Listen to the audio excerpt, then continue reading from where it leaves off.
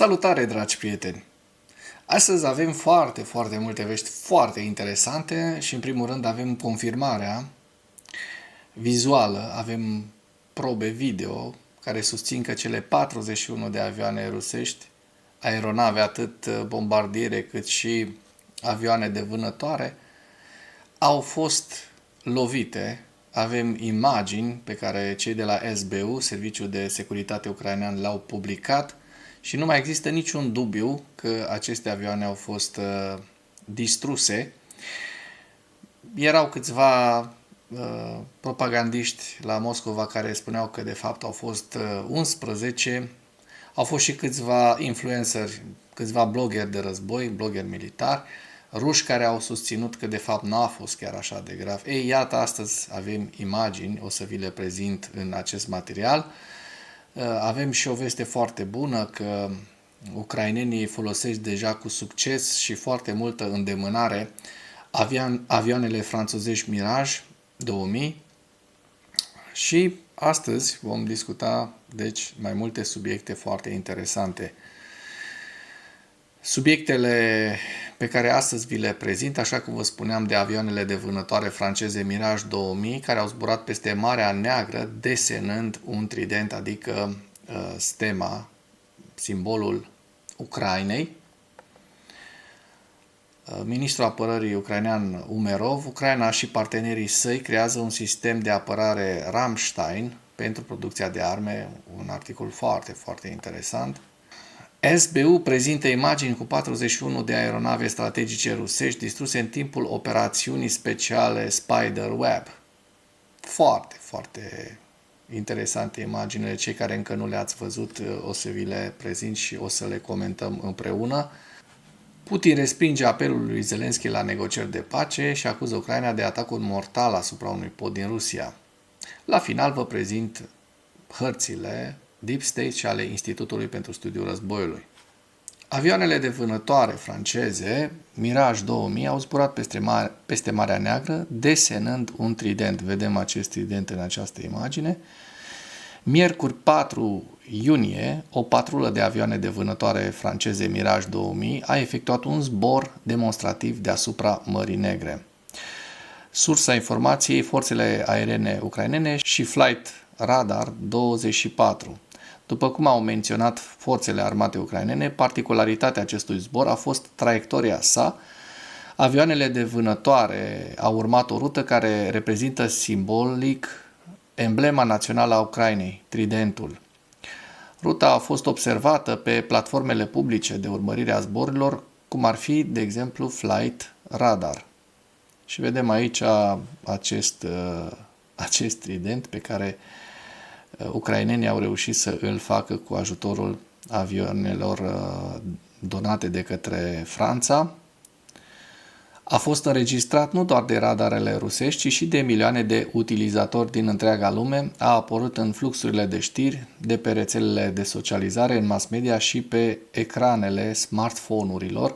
Acest gest este o demonstrație de sprijin, solidaritate și parteneriat strategic cu Ucraina. Pentru Ucraina acest gest are mai mult decât o semnificație simbolică, el ilustrează sprijinul internațional și disponibilitatea de acțiune a aliaților noștri.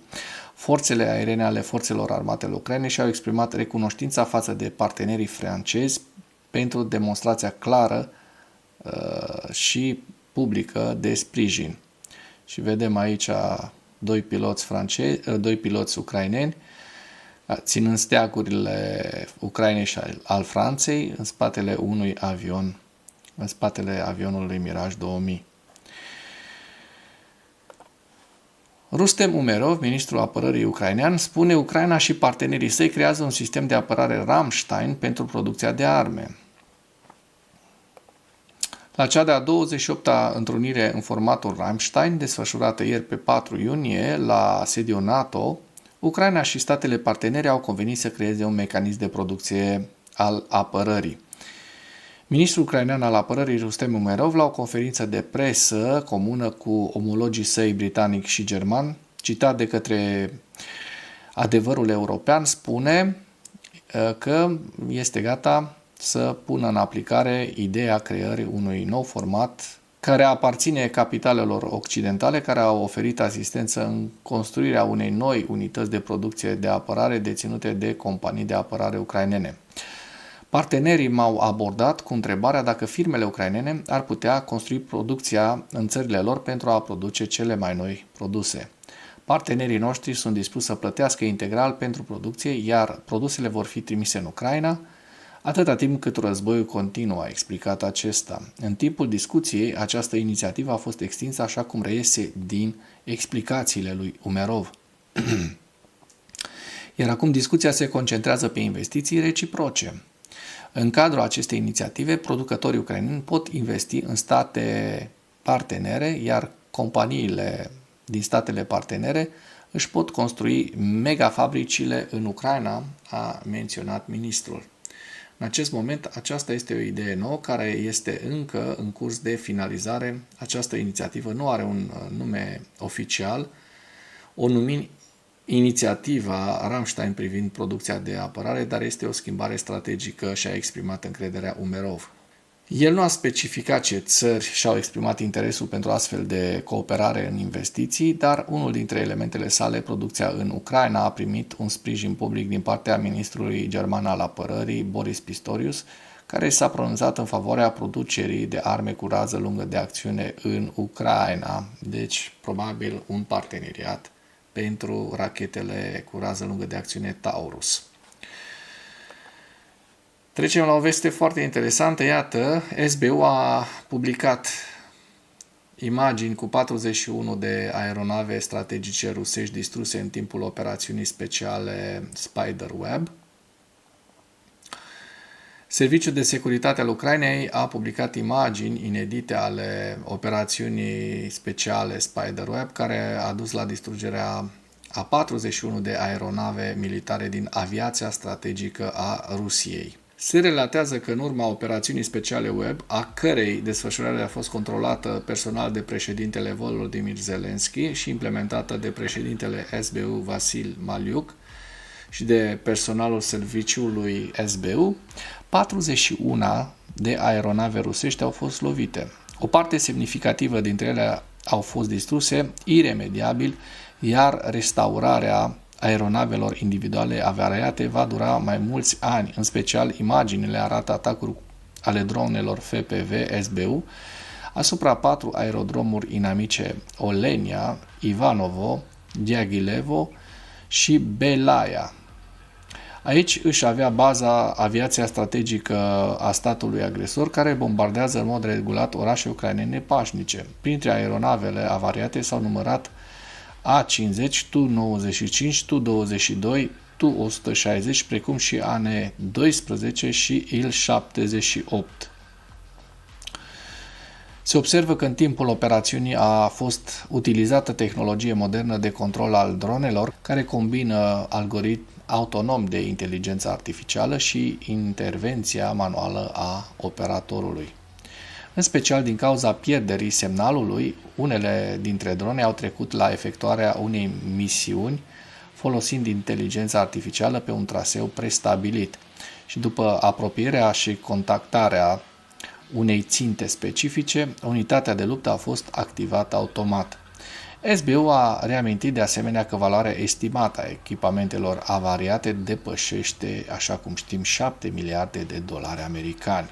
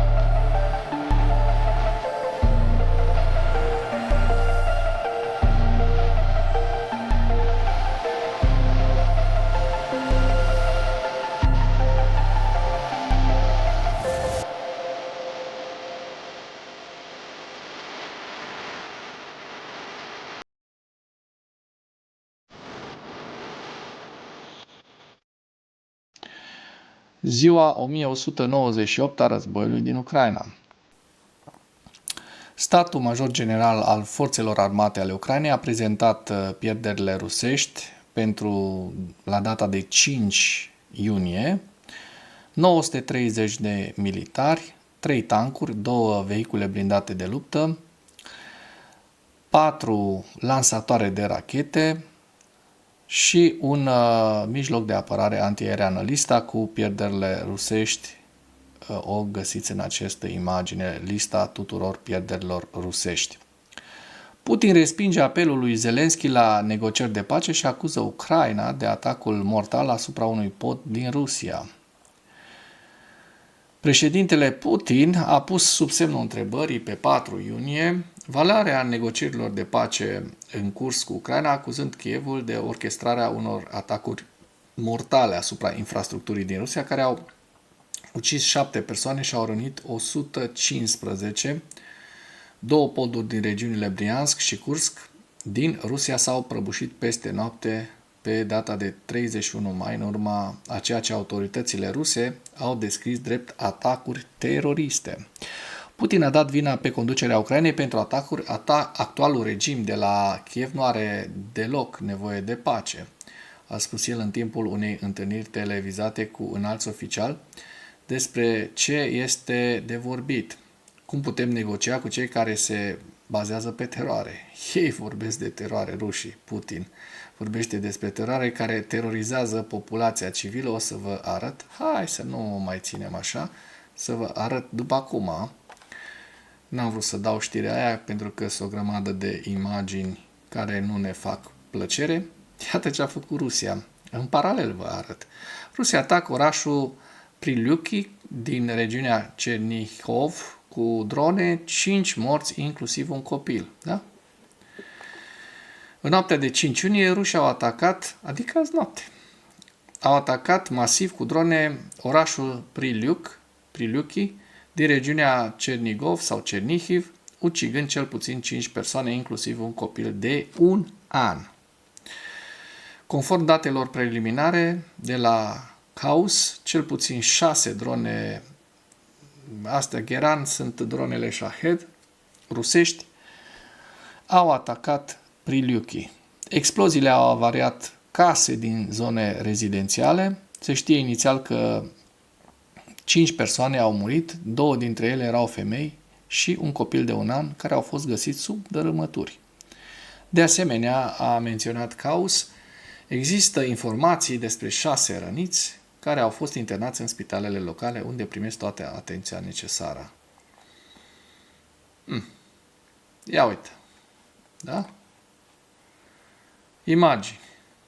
Rușii, ei vorbesc de terorism. Putin vorbește despre terorism, da? Să ne întoarcem la ce zice Putin. Remarcile lui Putin au semnalat că Rusia nu are de gând să declare un armistițiu imediat sau să accepte o întâlnire cu președintele Zelensky, 2 cerințe cheie înaintate de către Ucraina în timpul negocierilor de pace din 2 iunie. Potrivit anchetatorilor ruși, un pod din regiunea Briansk a fost aruncat în aer peste noapte pe 31 mai, exact în momentul în care un tren de pasageri care transporta 388 de persoane trecea pe sub el. Se pare că un al doilea pod din Kursk a fost de asemenea vizat. Exploziile au avut loc cu doar câteva zile înainte ca Ucraina și Rusia să se întâlnească în Turcia pentru ultima rundă de negocieri.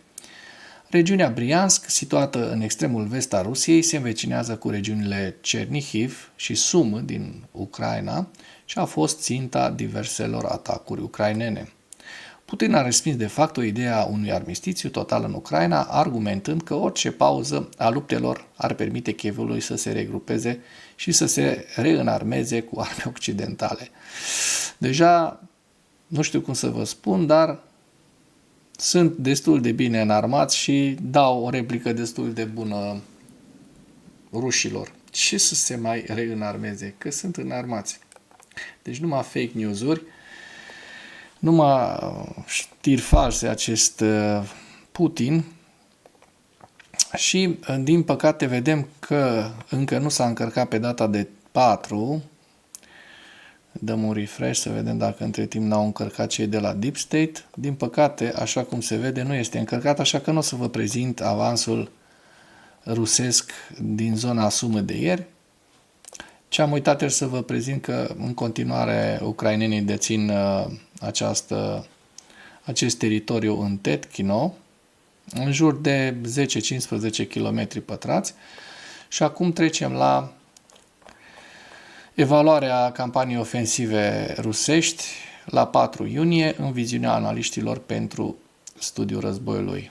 Cu principalele știri, Kremlinul se concentrează pe recenta deraiere de trenuri din Rusia pentru a alimenta narativele de lungă durată ale Kremlinului, care susțin că Ucraina este un partener de negocieri ilegitim, neinteresat de pace, ceea ce ar putea distrage atenția publicului larg de la declarațiile recente ale oficialilor Kremlinului despre propriul dezinteres a Rusiei față de o soluționare negociată. De fapt, ce v-am prezentat știrea de mai înainte. Putin a folosit de asemenea apelul telefonic din 4 iunie cu Trump pentru a prezenta în mod fals Ucraina ca un partener de negocieri ilegitim, neinteresat de pace și a și amenințat cu repercursiuni. Președintele Ucrainei Zelensky continuă să exprime disponibilitatea Ucrainei de a negocia cu Rusia pentru a stabili o pace dreaptă și durabilă. Oficialii ucraineni și occidentali, precum și analiștii open source, continuă să clarifice pagubele provocate pe câmpul de luptă în urma seriei de atacuri cu drone, operațiunea Pânză de Păianjen a Ucrainei împotriva bazelor aeriene rusești din 1 iunie. Vi le-am prezentat.